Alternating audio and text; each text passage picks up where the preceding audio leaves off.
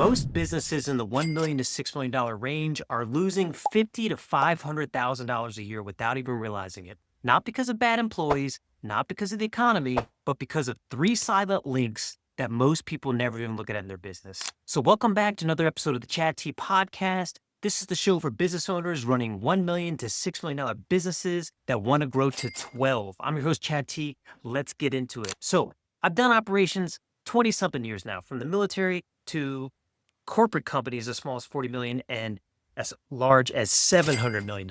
What I've seen is that most problems are the same through all orgs. But what I particularly see in the businesses in this range of 1 million to 6 million that are trying to grow is that they aren't thinking like a big company to begin with. So they don't think some of these things matter to them. So let's run through three of the biggest things that I see. In fact, when I sit down with a new business, this is one of the first things I ask them, essentially like, how are you making your money? How do you fulfill it?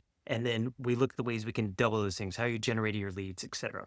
So point number one, the biggest one is lead gen bottlenecks. And unfortunately, these businesses are started by founders that have found a way to drum up business through either referrals, or you're good at going into these networking events, or you're in the gym. You could talk about what you do, and that only gets you so far. If you have a high ticket item, like a $400,000 investment home that you build, that's great, right? But when you're trying to get that thing to $10 million, if you want to get 25 homes built this year, and you're normally only building 8 to 12, you have to find a different way to create these leads. So assuming that you can still fulfill on your service, right? If you're a plumber or if you're HVAC and you've only got 3 vans, you might not be able to do 12 houses in 1 week. But if you have your operations and fulfillment down, you can double lead generation with paid ads right away. And in the age of AI, it's as simple as just typing in what your target demographic is. Hey, I'm looking for homeowners with home valuations between 500,000 and $1 million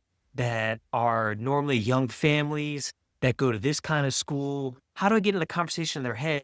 And what kind of marketing works best for them? Just take the freaking AI's advice. Do you know what I mean? Like I've been working with someone recently, and I just feel like he's overthinking every step of the way. All I need you to do is start plugging data in to this AI, figuring out how to generate more leads, and then put that out there to the market. That's literally like the root word of marketing, right? You want to get your message into the marketplace and you want to generate leads. I've said this in prior videos, but marketing is for generating leads. Sales is for closing that lead. So what I want you to be in the beginning of your business is the salesperson that's closing the leads, but don't be out there trying to knock on the doors and like generate all the leads. It's kind of exhausting. And when you can get some of these ads out there for 6 cents to 14 cents per click, or I have a campaign I'm running right now where it's like $2.50 per DM message. That stuff is just, it's below your time. Do you know what I mean? Like you want to be out there talking to the actual lead and converting these people that are in market that want to be talking to you. Does that make sense?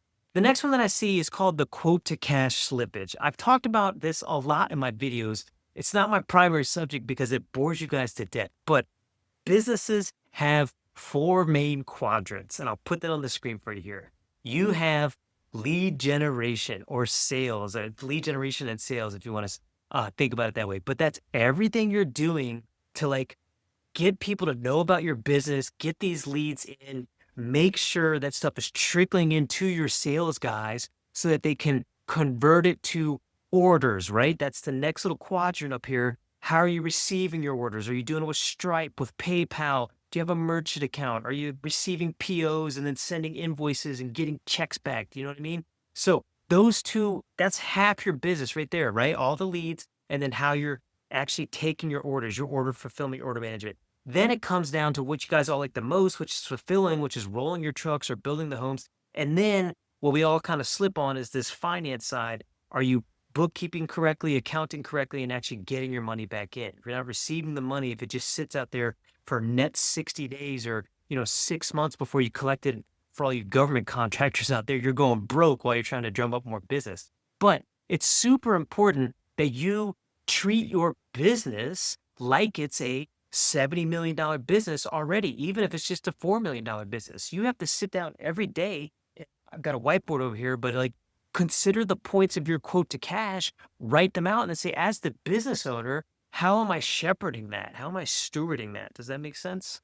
Then the third point is the owner as operator trap. I know that this seems like It's obvious, but a lot of you guys never get out of it. I was talking to someone who had a $500,000 business the other day, and this is kind of the reason I start my consulting at the $1 million business, because the guys under $1 million, they still haven't let go of certain things. So if you can't find a way to let go of being the lead generator, the sales guy, the accountant, the manager, the CEO, the CFO, then your business is just going to sit there and drown under how much time or stress capacity you have. Does that make sense?